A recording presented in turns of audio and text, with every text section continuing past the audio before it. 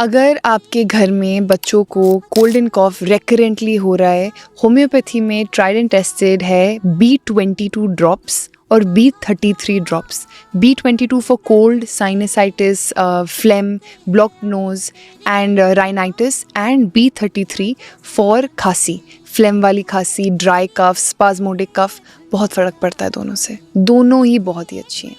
And ये safe है completely बच्चों के लिए। 2 साल का हो, 3 साल का हो, 10 साल का हो। मैं खुद लेती हूँ कभी कभी जब मुझे कोल्ड कॉफ होता है। B22, B33 it is the best solution if you don't go on allopathy for children. Safe remedies हैं।